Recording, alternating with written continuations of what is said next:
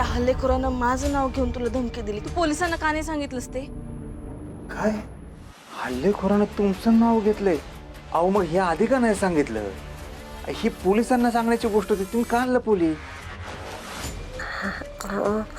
नाही म्हणजे तसं नाही, तो हल्लेखोराला कळलं तर तुला आधीच्या मागे लागेल. मला माझ्या पोरीला संकटात नव्हतं टाकायचं. ज्यानं माझ्या सासूवरती हल्ला केला, सासूवर कुठली, माझ्या आईवर हल्ला केलाय, मला नाही आवडणार. मी शोधून काढणारच त्याला. काय गरज नाही त्याची, राहू द्या. नाही म्हणजे जामकर साहेब बघतायत ना हे सगळं, ते बघतील काय करायचं ते.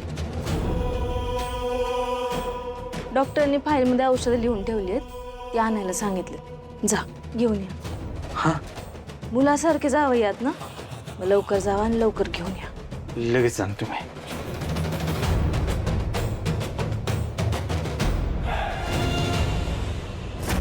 मला खात्री आहे या सगळ्या मागं तुम्हीच असणार आहे.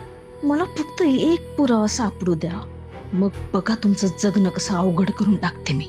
काय काय म्हणतोय साकेत? आता बरे आहेत, त्रास नाही झाला काय? साहेब औषधात काय सापडलं का? नाही नाही कळलं. कळेल. मला एक सांगा, त्या दिवशी जेव्हा तुम्ही इथे आला होतात ना इथे, काय? त्या दिवशी तुम्ही इतक्या घाबरलेल्या का होता? बेदरलेल्या वाटत होतात फार. अव सांगितलं की त्या दिवशी साहेब, अव लय त्रास देतो नवरा, आणि पोराला बी माझ्यापासून जबरदस्ती घेऊन जाण्याचा प्रयत्न करत होता, म्हणून इकडे आले. खोटं बोलताय तुम्ही? हा खोटं नाही बोलत आहे साहेब. खोटं आहे. ज्या दिवशी तुम्ही इथे आला होता त्या दिवशी तुमचा नवरा घरी आला नव्हता. तो दारूच्या गुत्त्यावर होता, खूप दारू प्याला होता, त्यामुळे तो घरी आलाच नाही, तिकडेच पडला. जर तो तिकडेच पडला असेल तर त्याने घरी तुम्हाला त्रास कसा काय दिला?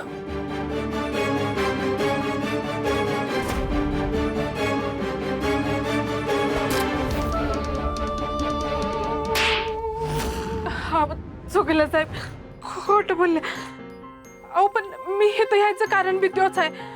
हा तो खरंच लय त्रास देतो, खरंच सांगते साहेब, हे खरंच बोलते. मी काय म्हणते, तुम्ही हातपाय धुवून घ्या, मी जेवायला वाटते. जेवणात काही विष वगैरे कालवलं नाही ना? काय बोलताय साहेब? गंमत केली मी, अशी गंमत करत असतो मी अधून मधून. वाडा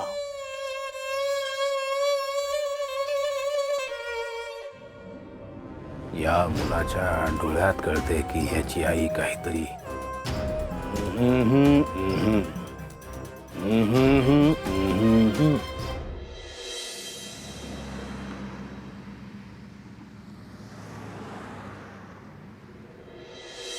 लाले लाले लालेची आई, काय कसं झालंय सगळं?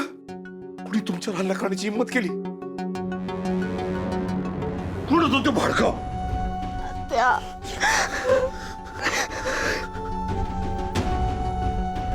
तात्या शांत व्हा तुम्ही, पोलीस शोधतायत त्याला. अगं तो तर घावलच, पण तुझ्या आईचं बघ ना, एका मागून एक. आत्ता कुठं आजारपणात उठली होती, अंतावर लगेच. तात्या बरी आता ती, नका काळजी करू.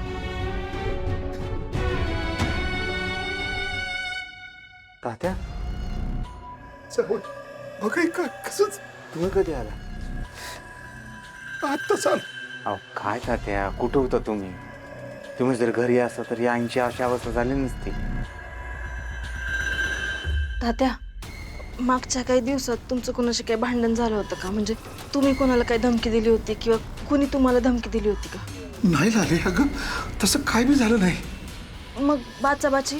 अगं तुझी आई आजारी पडल्यानंतर मी लय शांत आलोय बघ, कुणाच्या आद्यात माद्यात नसतो. म्हणजे तात्या तुमचं कुणाशी काही भांडण नाही, वैर नाही, कुठला वाद नाही, घरात चोरीच्या उद्देशाने पण कोणी शिरलं नव्हतं, मग आईवर वार कोणी केले असतात?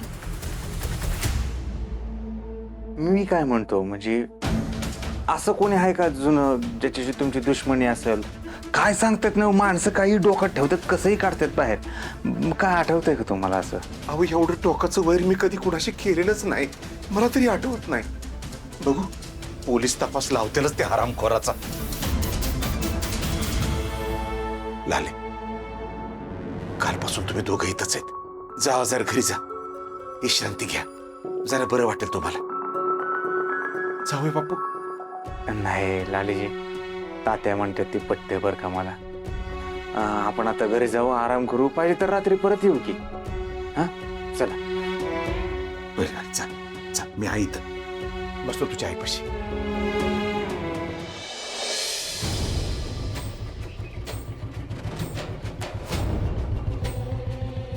मी मनातल्या मनात प्रार्थना करते, माझ्या आईवर हल्ला करणारा माणूस तुम्ही नसावा. मी लय प्रेम केलंय तुमच्यावर, माझा जीव ओळून टाकलाय. याचा बदला जर तुम्ही माझ्या आईवर हल्ला करून घेतला असेल ना, तर माझा प्रेमावरचा विश्वासच उडून जाईल.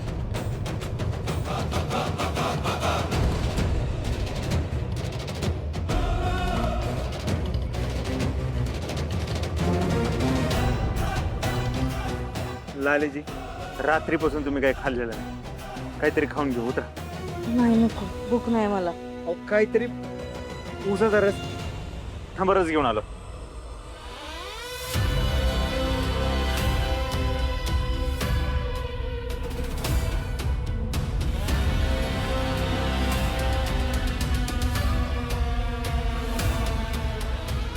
या.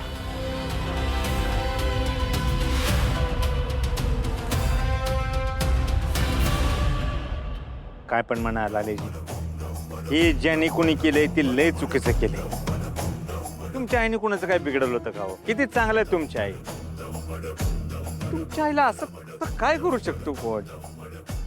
हे ज्याने कुणी केलंय तो लय नीच माणूस असला पाहिजे बघा. महानीच माणूस आहे तो. एकदा माझ्या हातात सापडू दे, सोडणार नाही मी त्याला.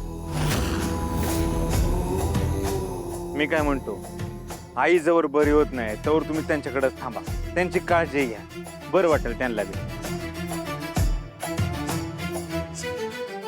आज तुमच्यामुळे माझी आई वाचली. आहे का? अहो तुमची आई ती माझी आई नाही का? काय बोलताय?